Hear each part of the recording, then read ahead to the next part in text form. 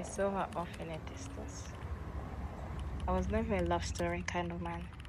Never saw movies like The Notebook, Romeo and Juliet, and The Titanic. But everything went silent. It felt magical. It felt like I was in one of those movies when I laid my eyes on her. Unicorns are magical creatures. But that day, I saw one. She was beautiful. God took his time molding her. Her eyes were incomparable. Her body was nothing I had ever seen before. I melted in her glare. I felt unworthy of being in her presence. Her angelic voice felt like a melody, a song that once you play it, you put on repeat until the record breaks. A soulmate was never something I believed in, but that night, I felt like I truly met mine. The future got darker when I couldn't see her in it. This was my wife. Snowlight and I could relate, because just like her, when I took a bite out of my apple, it looked good on the outside, but just as rotten on the inside. Her trauma went deeper than the eye could see. Her depression felt like a sleep paralysis demon in the corner of her room, glaring at her as she laid her head on the pillow every night. Her scars were unseen, they were felt and heard, through her voice cracks as she tried to express herself. Reality was her nightmare. Sleep and the dream would become her reality. The desire to silence her voices in her head led to the desires of her demise and disappearance. As her companions dreamt of bouquets, dinner dates, travels, and romantic getaways, insomnia was her best friend. Lost sleep every night, trying to figure out how she could keep on wearing the mask. Was the makeup enough to hide the eye bags? How could she disappear without a trace? Would she be missed? As all these thoughts were flooding in her head, an illusion came along.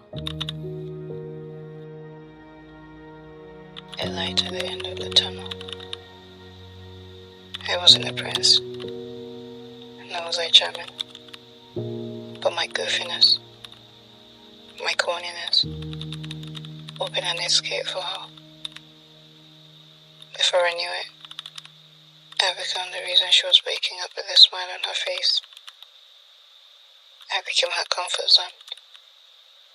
I told her the meaning of love.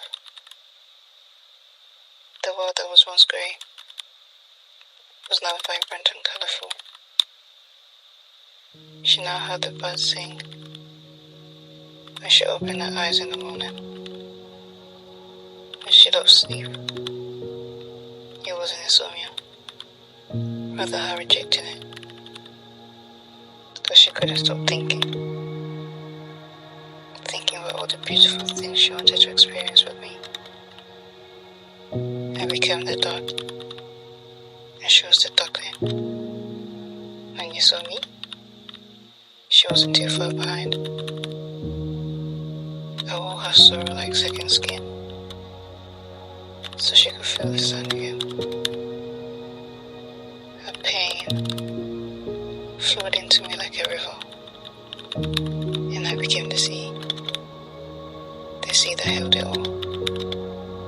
When it rained and thunder blasted like fireworks, she would run into my arms, and I would cuddle her, reminding her that she was safe from all harm. I showed her not in words, but rather in the way I held her soul beneath the break of day. In quiet moments, hearts intertwined. She was the truth no book could find.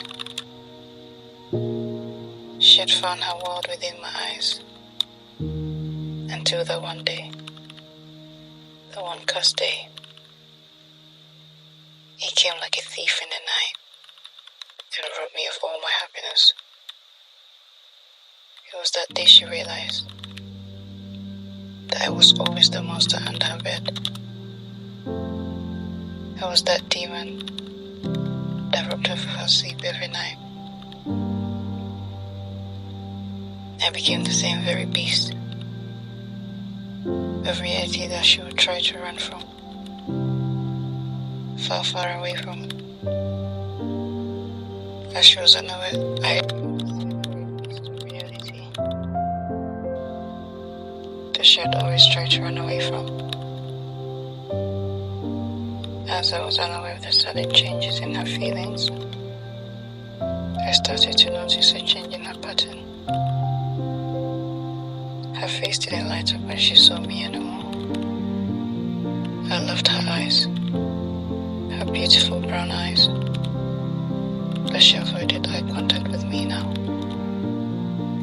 Her warm hugs, that lasted for what felt like forever, became brief.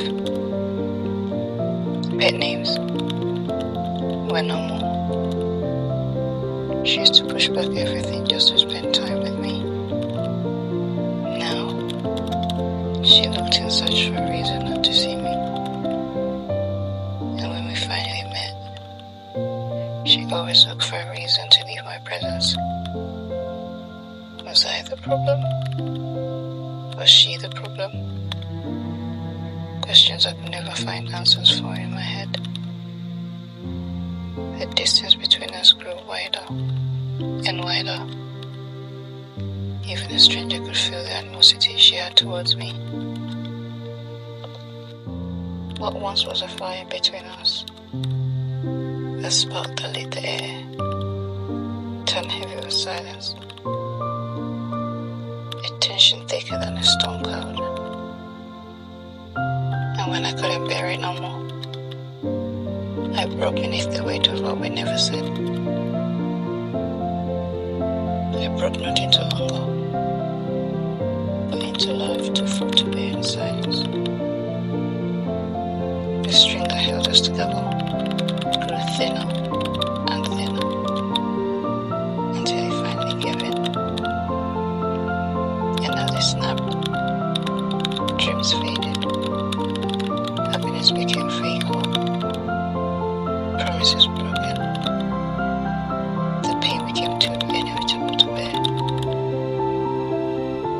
And once a soulmate, I became a stranger, only left in memories. The most painful scars, and the ones that are unseen, they hurt the most once the doors are shut. The room grows darker and narrow, and as you scream out every day, you grow to love the loneliness. You get familiar with the abyss. A gift and a cure. Who knows? But that was not the case for her, because I had introduced her to a new world of happiness. She grew into her independence, and now I simply get to watch her from a distance, through the window of her own solitude, feeling genuinely happy for her and her achievements. Meanwhile, I continue to wrestle with depression, the anxiety, and the ones of abandonment, not caused by her, of course, but rooted in my childhood and the brokenness I came from. Perhaps I was never in love. Perhaps I was searching for an escape. And each time I looked into her eyes, I caught a glimpse of the life I longed for. I was never the monster, just his soul carrying his own burdens, stumbling through the chaos of this world, trying to make sense of this strange game we call life. The end.